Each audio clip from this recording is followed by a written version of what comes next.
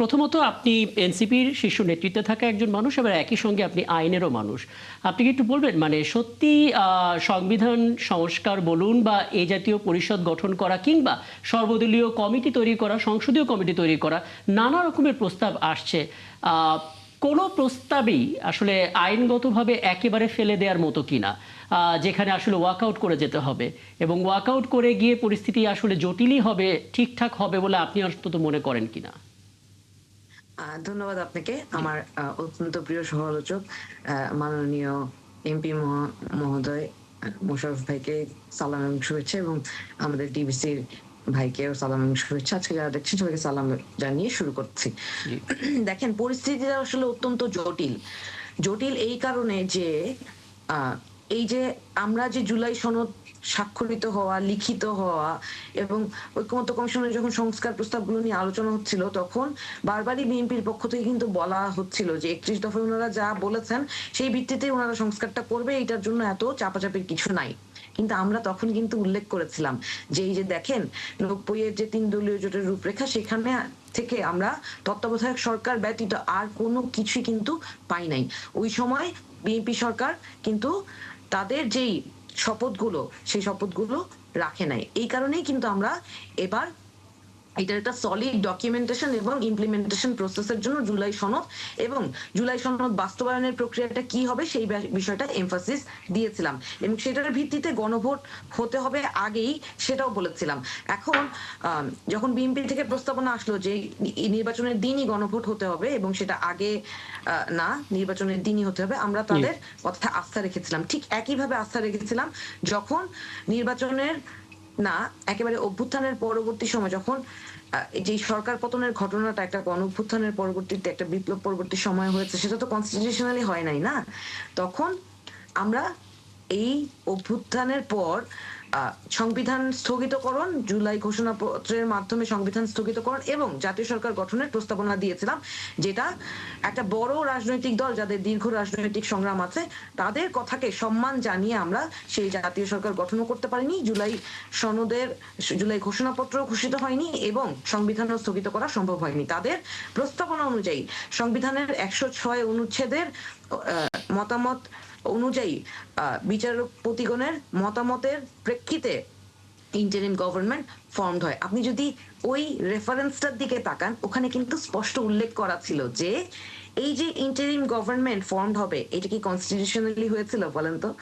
ওই রেফারেন্সে যেই কথাটা বলা হয়েছিল, সেখানে বলা হয়েছিল যে গণমানুষের অভিপ্রায়ের ভিত্তিতে এই জুলাই অভ্যুত্থান পরবর্তী সময় এই ইন্টারিম গভর্নমেন্টটা ফর্মড হলো। একইভাবে আমি শেষ এক লাইনে উত্তরটা দিচ্ছি। একইভাবে এই জুলাই সনদ কিভাবে বাস্তবায়িত হবে সেইটা জুলাই সনদ বাস্তবায়ন আদেশে উল্লেখিত ছিল, এবং যেই কথাটা বলছিলেন মোশাররফ ভাই যে 133টা অধ্যাদেশ এবং একটা আদেশ হয়েছে, যেটা আসলে রাষ্ট্রপতির এখতিয়ারের বাইরে আদেশটা। কিন্তু মজার ব্যাপারটা হচ্ছে যে আইনের কথাই যদি আপনি জিজ্ঞেস করেন, ঠিক যেই আইনে অন্তর্বর্তীকালীন সরকার গঠিত হয়েছিল, ঠিক একইভাবে এইটা রাষ্ট্রপতির এখতিয়ার বা রাষ্ট্রপতির ক্ষমতা সাংবিধানিকভাবে ওইটার মধ্যে পড়েই না। কারণ বুঝতে পারছি। আমাকে একটা বিরতিতে যেতেই হচ্ছে, আমি এখান থেকে এখান থেকে আলোচনা শুরু করব, বিরতি থেকে ফিরে এসে প্রথম লাইনটা যদি আপনি পড়েন, জাস্ট আমি বলে শেষ করি। প্রথম লাইনেই লেখা আছে যে গণ অভিপ্রায় হচ্ছে এই জুলাই সনদ বাস্তবায়ন আদেশের ভিত্তি। হ্যাঁ, আমি আমি মানে প্রশ্নটা করে যাই আপনার কাছে, সেটা হচ্ছে যে অভিপ্রায়, গণ অভিপ্রায় যে একেবারে মেনে নেওয়া হলো না এবং সেটা উপেক্ষিত হলো, সেই জিনিসটা কি প্রমাণ হলো? কারণ এখন বলা হচ্ছে যে আন্দোলন ছাড়া আর পথ কি আছে, যেটা আসলে লোটরেখা খুব চমৎকার করে বলছিলেন, আপনাদের মধ্যে এখন আন্দোলন হওয়া মানেই যারা আসলে পালিয়ে গিয়েছিল তাদের একটা পুনর্বাসনের পথ তৈরি হওয়া। সেই ব্যাপারটা বিরোধী দলের কতটা মাথায় আছে এটা নিয়ে একটু কথা বলার চেষ্টা করব।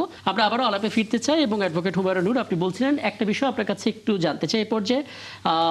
প্রথমত, জনগণের যে অভিপ্রায় পূরণ হয়নি সেটা বলার সময় এসে গেছে কিনা যেভাবে আসলে বলা হলো, এবং দ্বিতীয়ত আন্দোলনে যাওয়ার বিকল্প নেই যেটা বলা হচ্ছে, আপনার মনে হয় কিনা এই মুহূর্তে আন্দোলনটা আসলে পলাতক যারা তাদেরকে ফেরার একটা পথ তৈরি করে দেবে? আলোচনার মাধ্যমে যদি সেই পথ খোলা থাকে, আন্দোলনের প্রশ্নটা তাহলে কেন আসছে? আচ্ছা, আপনি যে প্রশ্নটা করেছেন খুবই গুরুত্বপূর্ণ একটা প্রশ্ন। দেখেন, যেই সংস্কার প্রস্তাবনাগুলো আলোচিত হয়েছিল সেটার মূল এসেন্সটা কি? মূল এসেন্সটা হচ্ছে এই যে বিদ্যমান সংবিধান, ৭২-এর সংবিধান, সেই সংবিধান কিন্তু ১৭ বার পরিবর্তিত হয়েছে, এবং যে যতবার যখন বিএনপি ক্ষমতায় এসেছিল তারাও কিন্তু ওই যে বিচারপতির বয়স বাড়িয়ে তত্ত্বাবধায়ক সরকারের প্রধান বানানোর চেষ্টা, এবং সেইটাকে বেস করে 111 আসা, এবং এরপরে আবার কে বা কাহারার সহযোগিতায় আমাদের বর্তমান প্রধানমন্ত্রীকে দেশে থেকে অত্যাধিক নির্যাতন করে বিতাড়িত করা, এবং শেখ হাসিনার হাতে একরকম ক্ষমতা তুলে দেয় এমন ভাবে যে সে সেই ক্ষমতা আর কোনোদিনই ছাড়লো না যতদিন না পর্যন্ত গণ অভ্যুত্থান হলো, এবং তিনি কিন্তু তত্ত্বাবধায়ক সরকার পদ্ধতি বাতিল করেছিলেন। খুদ বেগম জিয়া, মাননীয় দেশনেত্রী, উনি প্রয়াত হয়েছেন, আল্লাহ ওনাকে বেহেশত নসিব করুক, উনি কিন্তু এই সংবিধান ছুঁড়ে ফেলার কথা বলেছিলেন। উনি আজ বেঁচে থাকলে বাংলাদেশের মানুষের গণ অভিপ্রায় নিয়ে যেই ধরনের খেলা চলছে, আমি বিশ্বাস করি উনি এইটা অ্যালাউ করতেন না। কেন বলছি কথাটা আপনি দেখেন, যখন উনার কথাটাই কোট করে বলি, তখন আবার অনেকে বলে যে উনি সংশোধনীটা বাতিল করতে চেয়েছেন। এই যে দেখেন, গতকাল ব্যারিস্টার আন্দালিব রহমান পার্থ সাহেব অনেক কথা বললেন সংসদে, হ্যাঁ, কিন্তু উনি নিজ মুখেই কিন্তু বলেছেন যে গণভোটে যে গণ অভিপ্রায় প্রকাশ পেয়েছে, হ্যাঁ, এটা আমরা সেইটার সামাজিক মাধ্যমেই যোগাযোগ মাধ্যমে দেখেছি উনার পুরনো বক্তব্য এবং নতুন বক্তব্য দুটা কোলাজ করে অনেকে পোস্ট করছেন। কিন্তু আমি জি। আপনার কাছে সুনির্দিষ্টভাবে যে তাহলে বিষয়টা জানতে চাই এই সেটা হচ্ছে যে সুনির্দিষ্ট অভিপ্রায় পূরণ। উত্তরটাই আমি যদি দেই, হ্যাঁ, সুনির্দিষ্ট উত্তরটাই যদি দেই, এইখানে এখন যেই বিতর্কটা কাজ করছে, যেইভাবে মানুষকে আসলে বিভ্রান্ত করা হচ্ছে, যেখানে আমার সহ-আলোচক কিন্তু বলেছেন সংবিধান সংশোধনের কমিটির প্রস্তাব করেছে সরকার দল, জি। যেখানে বিরোধী দল চেয়েছে সংবিধান সংস্কার কমিটি। এখানে ডিবিসির ভাইয়া উনিও কিন্তু বললেন যে উনিও ভেবেছেন যে এইটা সংস্কার কমিটি, কিন্তু এটা কিন্তু সংস্কার কমিটির প্রস্তাবনা হয়নি। সংস্কারের জন্য সংসদী যথেষ্ট, কিন্তু আপনার সংবিধানের সংশোধনের জন্য সংসদই যথেষ্ট, কিন্তু সংস্কার করতে হলে সংবিধানের মৌলিক সংস্কার যখন আপনি করতে চাবেন, যেটা জুলাই সনদ অনুযায়ী হবে, সেই ক্ষেত্রে আপনাকে অবশ্যই গণপরিষদ করতে হবে, এবং এই গণপরিষদ যেহেতু গণভোট আগে হয়ে গিয়েছে এবং গণ অভিপ্রায় প্রকাশ পেয়েছে, সুতরাং আপনাকে সংস্কার আমাকে পরিষদ আমাকে করতে আমাকে হবে, ছোট করে এটুকু সংস্কারের জন্য হ্যাঁ, কমিটি করতে হবে। আপনি আপনি ভুল করলে মানুষ সঠিক সমাধানটা পাবে না। হ্যাঁ, এখন হুমায়ুনুর, আপনি যে আপনি প্রশ্ন আপনি করছেন শুধু যে এইটুকু ছোট করে একটু বলবেন, মানে ফ্যাসিস্টদেরকে সংবিধান সংশোধনের জন্য শীঘ্রই একটা কমিটি করা হবে, যেটা আসলে চিফ হুইপ বলেছেন, এবং বিরোধী দলের পক্ষ থেকে এমন সাধারণ মানুষ যারা আসলে পুরোপুরি জিনিসটা পূরণ হোক এটা চান, তারা তো এ জাতীয় স্টেটমেন্টে বিভ্রান্ত হবেন। তারা চাই যে কার্যকরভাবে জিনিসটা যেন পূরণ হোক। জি। আপনি ভেরি রাইট কোশ্চেন করেছেন, এখন আমি বুঝিয়ে বলি। ধরেন সংশোধন আর এটা তো যেই প্রস্তাবনাগুলো আছে, এই উনাদেরই যে 30টা একমত হওয়া প্রস্তাবনা আর জি। বাকি 18টা নোট অফ ডিসেন্ট, এগুলো নিয়ে আলোচনা হতে হবে সংস্কার পরিষদে। জি। কেন? কারণ এইটা তো সংবিধানের মৌলিক পরিবর্তন। আচ্ছা। মৌলিক পরিবর্তন কিন্তু আপনার সংস্কার পরিষদ ছাড়া হয় না, এটা সংশোধন না তো ভাই, এটা মৌলিক পরিবর্তন। আপনার মৌলিক পরিবর্তন অবশ্যই সংস্কারের মাধ্যমে, সংস্কার পরিষদের মাধ্যমে করতে হবে। গণভোট হয়ে গিয়েছে, জনগণ তাদের ম্যান্ডেট দিয়ে দিয়েছে। আচ্ছা, এখন আপনি জিজ্ঞেস করছিলেন যে আন্দোলন কেন করতে হচ্ছে? ভাই, আন্দোলন ছাড়া তার কোনো উপায় রাখেন নাই। আপনারা যেইভাবে স্বৈরাচারী আচরণ করছেন, আপনারা সংবিধানের দোহাই দিয়ে বারবার আপনাদেরকে আমরা সম্মান করি, আপনাদেরকে সহযোগিতা করতে চাই সরকার পরিচালনা, রাষ্ট্র পরিচালনা করার ক্ষেত্রে, কিন্তু আপনারা এই যে ধরেন জনাব পার্থ সাহেব কালকে সংসদে দাঁড়িয়ে বললেন, you do not dictate us how we do it, হ্যাঁ, উই আমরা do as Andalib we Rahman do it. পার্থর বক্তব্য শুনেছি, সেগুলো নিয়ে আমরা পরে দুঃখটা কি বিশ্লেষণও জানেন? করেছি, এবং আপনার দিক দুঃখটা থেকে কি আপনি জানেন? আসলে স্পষ্ট করেছেন। আমি ফিরবো অবশ্য আপনার কাছে। এইটাই কিন্তু অনেকগুলো স্বৈরাচারী হ্যাঁ, আচরণ। অনেকগুলো পয়েন্ট বলেছেন হুমায়ুনুর, সেগুলো নিয়ে আমি লোটো একটা আপনার কাছে আসবো। ছোট করে একটা জিনিস বলবেন, তারপর আমি মোশাররফ হোসেনের কাছে যাব। বলা হচ্ছে আন্দোলনের কোনো বিকল্প নেই, কারণ একটু আগেও হুমায়ুনুর বললেন, এবং এরকমটা আমরা বিরোধী দলের পক্ষ থেকে বলতেও শুনছি, যে একটা স্বৈরাচারী আচরণ, মানে এই শব্দগুলো তো অনেক ভারী, এখন এগুলো বলার সময় এসেছে কিনা। আর দ্বিতীয় কথা, আন্দোলন হলে সাধারণ মানুষকে সাথে নিয়ে বলেছেন। সাধারণ মানুষ আসলে কি চায়? তারা কি আন্দোলন চায়? ধন্যবাদ। আসলে এই যে ওনারা যে আন্দোলনের কথা বলছেন এবং 70% মানুষ হার পক্ষে যে ভোট দিয়েছেন যেটা বললেন, তো এই 70% মানুষের মধ্যে তো বিএনপির ভোটার সমর্থক নেতাকর্মীরাও আছেন। তো এখন বিএনপির স্ট্যান্ড যেখানে আপনার এই যে এই এখন যে তারা পার্লামেন্টে যে কৌশলটা নিয়েছেন, তো তারা তো স্বাভাবিকভাবে বিএনপির সাথে আরও জোটের যারা আছে সমর্থক, তারা তো বিএনপি তো সংখ্যাগরিষ্ঠ আসন নিরঙ্কুশ বিজয় নিয়ে আসন নিয়ে তারা পার্লামেন্টে আসছে। তাদের নেতাকর্মী তারা যদি মাঠে না নামায়, তাহলে তো স্বাভাবিকভাবে জামাত এবং এনসিপির ওই পার্সেন্টটা, আন্দোলনকারীদের তাদের সমর্থকের পার্সেন্টটা অনেক কমে যাবে এবং সেই রাজপথে তাদের সংখ্যাটা অনেক কম হয়ে যাবে, যেটা মানে ভোটের পার্সেন্টের 70% তো আর জনগণ নামবে না মাঠে। অতএব সেই আন্দোলনটাও কতটা গতি পাবে, কতটা শক্তিশালী হবে, সেটা সময় বলে দিবে। তো তারপরেও আপনার বিরোধী দল রাজপথে নামলে কিছু তো মাঠ উত্তপ্ত হবেই, সেটা আপনার সংখ্যা কম হলেও। তো সেই জায়গাটায় নিশ্চয়ই সরকারি দল তাদেরকে মোকাবেলা করার জন্য তাদের কৌশল নির্ধারণ করবে। তার মানে বোঝা গেল আসলে এই মুহূর্তে আন্দোলন ইস্যুটা নিয়ে যখন সামনে আসবে তখন অনেকগুলো বিষয় এখানে যুক্ত হয়ে যাবে। আমি এই বিষয়ে ছোট করে একটা মতামত দিব, A B M Mosharraf Hossain, তারপরে আরেকটা বিষয় আপনার সঙ্গে কথা বলবো। ছোট করে একটু বলবেন সংস্কার পরিষদ এবং যেটাকে বলা হচ্ছে সংশোধনের কমিটি, এই দুটোর মধ্যে যে পার্থক্যটা আছে, সাধারণ মানুষ আসলে এই পার্থক্য নিয়ে মাথা ঘামাবে বলে তো আমরা মনে করি না, গণমাধ্যম কর্মীরা, কারণ সাধারণ মানুষ সমাধান চায়, সেটা সবচাইতে ভালো উপায় হোক, সেটা তাদের প্রত্যাশা। এই আস্থাটা সাধারণ মানুষকে কতটা স্পষ্ট করা যাচ্ছে? আর দ্বিতীয় বিষয়, আমরা অন্তর্বর্তীকালীন সরকারের সময়ে যত অজস্র আন্দোলন দেখেছি, সেই আন্দোলনে মানুষকে আমরা বিরক্ত হতে দেখেছি। ঠিক এই মুহূর্তে যৌক্তিক আন্দোলন নিয়ে যদি কেউ মাঠে নামে, মানুষ আসলে কতটুকু সমর্থন দেবে তাদেরকে? কারণ মানুষ কি এখন কি আন্দোলন চায়? কি বলবেন? না, আপনি একটা কথা বললেন, আমরা আসলে তো বিএনপি একটি রাজনৈতিক দল, আমরা যেমন সরকারে ছিলাম, আমরা কিন্তু রাজপথেও ছিলাম। সুতরাং আন্দোলন সংগ্রাম আমরা করেছি। এখন বাংলাদেশের মানুষের মধ্যে মানুষের মধ্যে একটা প্রত্যাশা ছিল না গণতান্ত্রিক বাংলাদেশে আমাদের ফিরে যাওয়া। ইতিমধ্যে 12ই ফেব্রুয়ারি নির্বাচনের মাধ্যমে কিন্তু একটা গণতান্ত্রিক সড়কে কিন্তু আমরা ইতিমধ্যে উঠে গেছি। এখন হলো প্র্যাকটিসের মাধ্যমে গণতন্ত্রকে একটা প্রাতিষ্ঠানিক রূপ দেওয়া।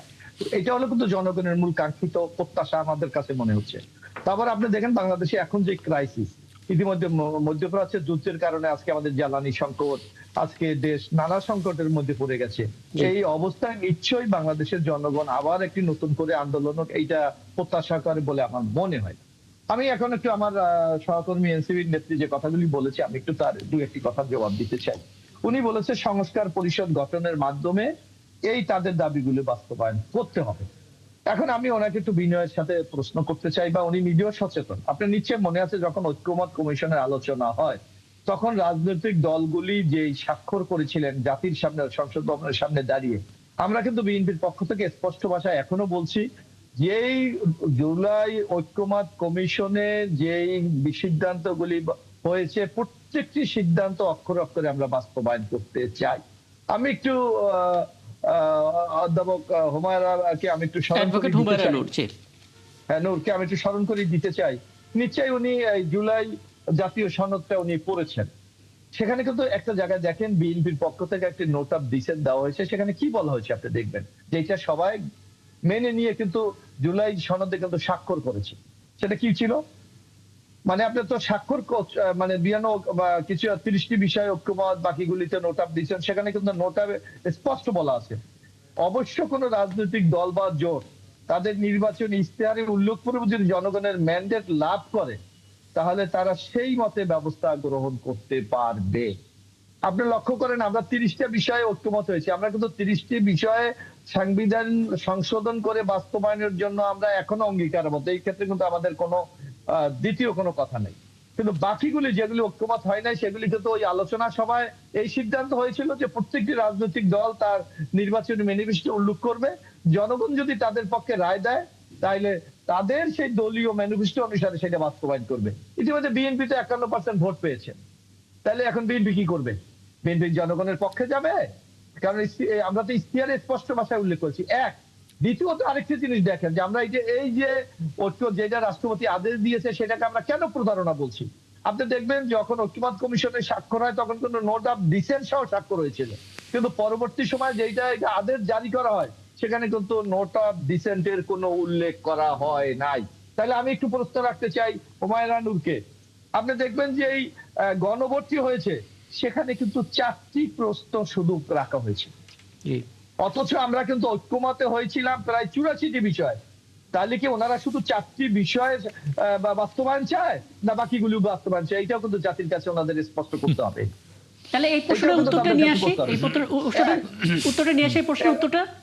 তারপর আমি একটু বলি, আরেকটু আমি চারটা শেষ প্রশ্ন করি আপনি। সবগুলো তারপর কভার করে ফেলেছেন। জুলাই চারটা যে প্রশ্ন, এর মধ্যে লাস্টেরটা যদি আপনি দেখেন, জি। লাস্ট 4 নম্বরটা, জুলাই জাতীয় সনদে বর্ণিত অপরাপর সংস্কার রাজনৈতিক দলগুলির প্রতিশ্রুতি অনুসারে বাস্তবায়ন করা হবে। অথবা ওই নোট অফ ডিসেন্টের কথা কিন্তু এখানে পরোক্ষভাবে উল্লেখ করা হয়েছে, যে তার রাজনৈতিক দলগুলি যে এই দাবিগুলি করেছে, তাদের প্রতিশ্রুতি মানে আমরা নোট অফ ডিসেন্ট দিয়েছি, সেটাও কিন্তু বাস্তবায়নের সুযোগ কিন্তু হান্না ভোটে রয়েছে। হুমায়ুন নূর। জি। মোশাররফ ভাই খুব সুন্দরভাবে এই যে ধরেন এই আলোচনাগুলোর মাধ্যমে কিন্তু সমাধানটা হবে।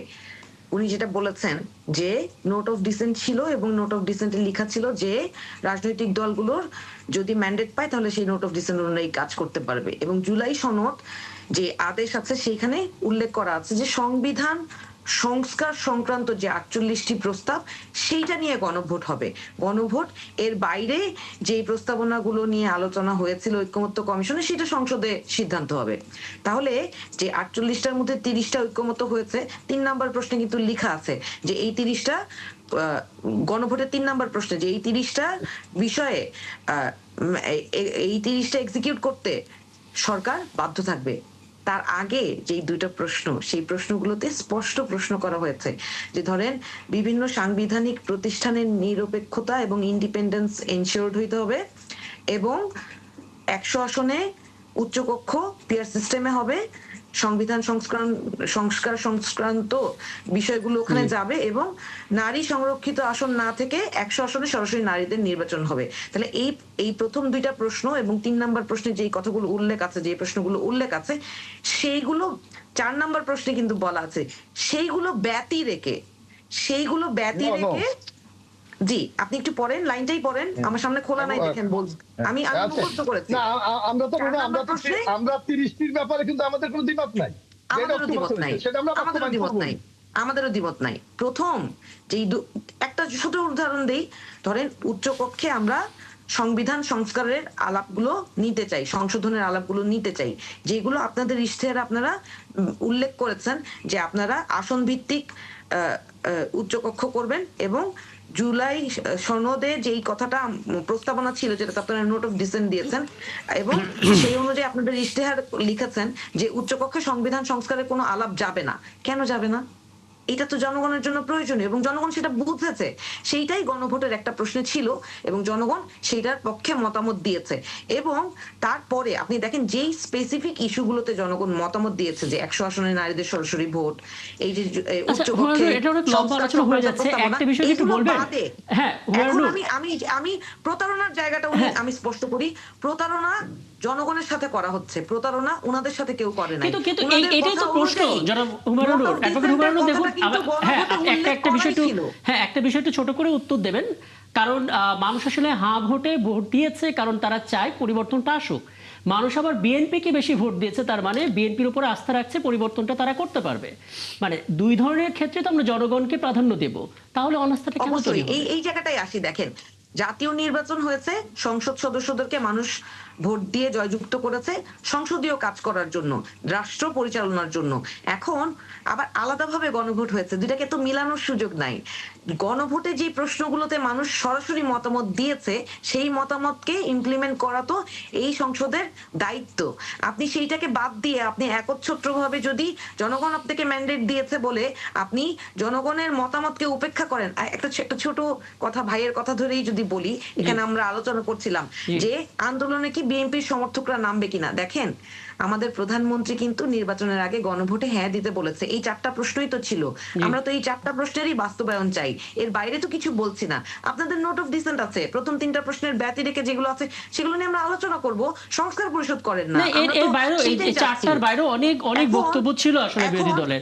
রাষ্ট্রপতি নিয়ে তাদের আপত্তি ছিল, সংবিধানের অনেক অংশ নিয়ে তাদের আপত্তি ছিল। জি, আমি বলছি, আপনি যদি বলেন যে এই যে জনগণ ম্যান্ডেট দিয়েছে, উনারা ইশতেহারে উল্লেখ করেছে।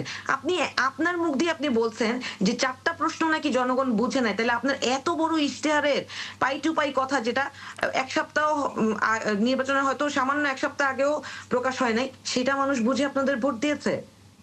এটা কি বাস্তব মনে হয় আপনার? কিন্তু আমাদের যেই দাবির জায়গাটা, সেটা আমরা ঐক্যের সাথে এই দাবিটা বুঝতে আদায় পারছি করতে চাই। হুমায়ুন, আপনি আন্দোলন পরিষ্কার করে আমাদেরকে বলেছেন। বাধ্য করে করানো হ্যাঁ, হচ্ছে। অনেক আমার ধন্যবাদ, দুঃখের অনেক ধন্যবাদ জায়গাটা হুমায়ুন, হচ্ছে, আবারও আসবো কোন আপনার কাছে।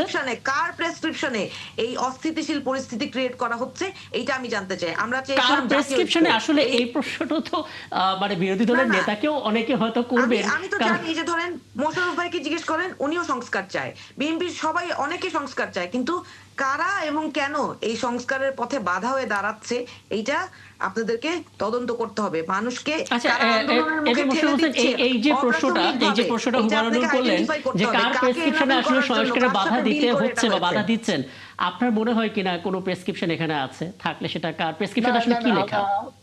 না, আসলে হুমায়ুন যে কথাটি বলছে, এটা ওনার নিজের ওপিনিয়ন থাকতে পারে, আমি সেটাকে শ্রদ্ধা করি, কিন্তু বিএনপি কি বলেছে স্পষ্ট ভাষায়?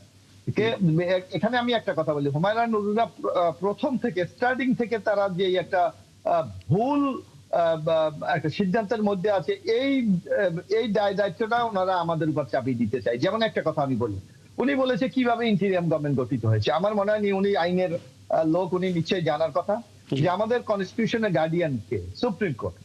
আমাদের কনস্টিটিউশনে রাষ্ট্রপতি যদি মাননীয়, এখানে দেখেন প্রধানমন্ত্রী পদত্যাগ করেছে, রাষ্ট্রপতি সংসদ ভেঙে দিয়েছে।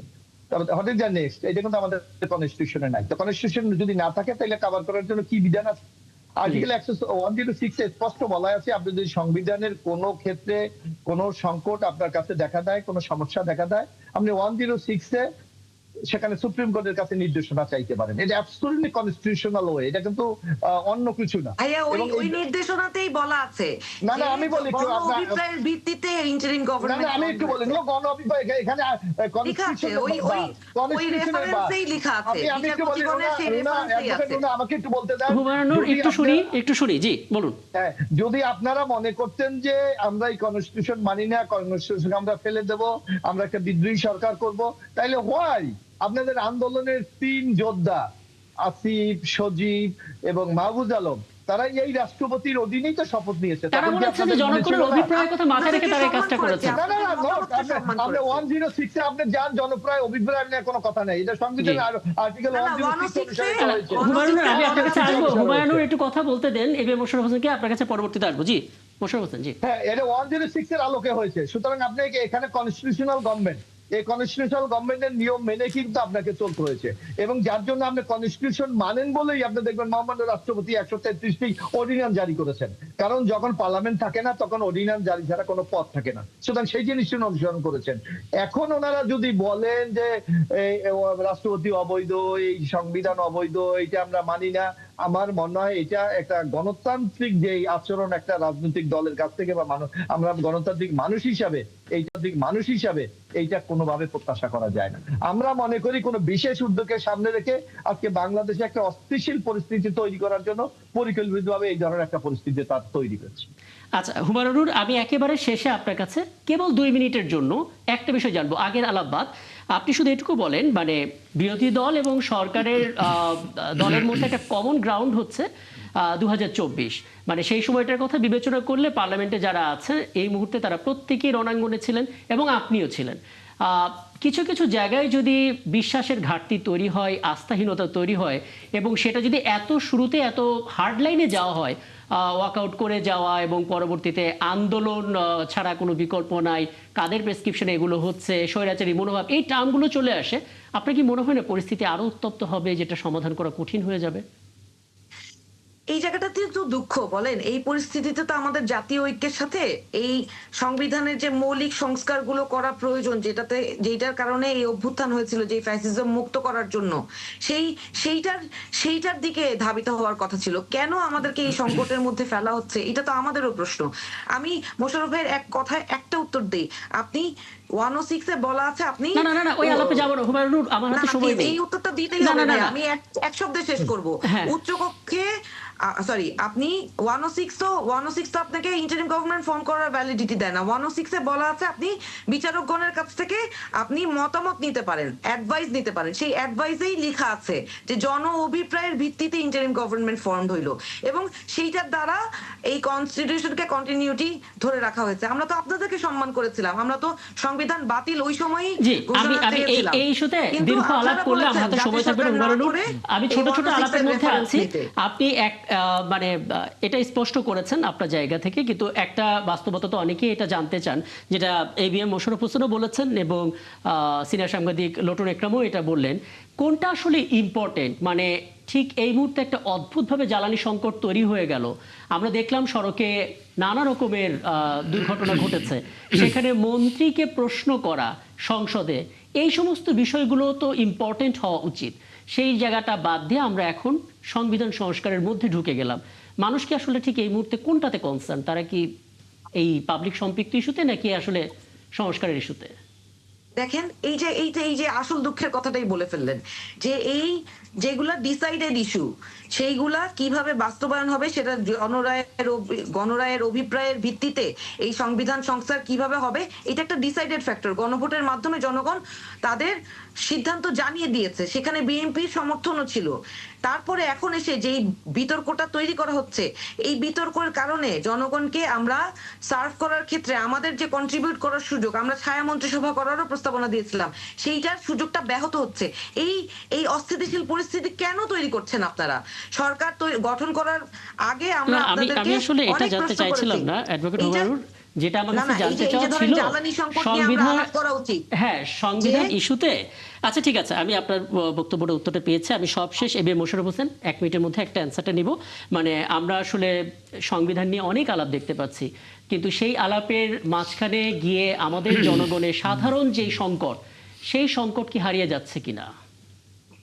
না, এটা তো আমরা মনে করি এটা অনাকাঙ্ক্ষিত এই প্রশ্নটা বর্তমানে উত্থাপন করা। কারণ আমাদের উচিত এই দেশের দায়িত্বশীল নাগরিক হিসাবে বা রাজনৈতিক দলের একজন কর্মী হিসাবে এই মুহূর্তে জনগণের যে সংকটটা হচ্ছে বাংলাদেশে, বিশেষ করে জ্বালানির ক্ষেত্রে, আজকে সড়কে আপনি দেখেন বিশৃঙ্খলা হচ্ছে, বাংলাদেশের মানুষের মধ্যে একটা উৎকণ্ঠা কাজ করছে। আগে আমাদের সবার উচিত ছিল এই সংকটটা মোকাবেলা করে এগিয়ে যাওয়া, কিন্তু দুর্ভাগ্যজনক আমরা দেখছি এই মুহূর্তে।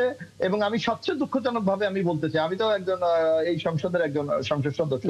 আমরা ভেবেছিলাম যে আমরা সরকারি দল ভেবেছিলাম এই সংসদ যখন শুরু হবে তখনই বিরোধী দলের থেকে উত্থাপন হবে, কিভাবে এই জ্বালানি সংকট আমরা নির্ধারণ করতে পারি সেই বিষয়ে আলোচনা করার জন্য। আমরা ভেবেছিলাম কিভাবে জাতীয় ঐক্যমতের মাধ্যমে এই সংকট মোকাবেলা করা যায়, সেই জন্য তারা প্রস্তাব উত্থাপন করবেন। ভাই, কিন্তু জ্বালানি দুর্ভাগ্যজনক আমরা কোনো সংকটই নাই। না, আমরা তো মনে করি না, আমরা তো বলবোই, কিন্তু আপনি what is the role of opposition, তাতে আপনাদের রোলটা কি? আমরা তো বলবোই সরকারি দল। মানে ডিবেটটা তো আমরা তো আসলে সরকারি- এরকমই হয় আর কি পার্লামেন্টে, যে যাকে ডিফেন্ড করে। জি, আমরা যা বলবো আপনারা সেটা ডিপেন্ড করবেন, কিন্তু অত্যন্ত দুঃখজনক ভাবে এই বিরোধী দল এই সকল বিষয়ে একটি প্রশ্ন উত্থাপন করেনি এবং একটা নোটিশ পর্যন্ত দেয়নি। বরং আমরা নিজেদের তাগিদে, অর্থাৎ বর্তমান সরকারি দল নিজেদের তাগিদে আমাদের জ্বালানি মন্ত্রী সংসদে 300 বিবিতে বিবৃতি দিয়ে পরিষ্কার করেছেন জ্বালানির বর্তমান কি অবস্থাটা বাংলাদেশ।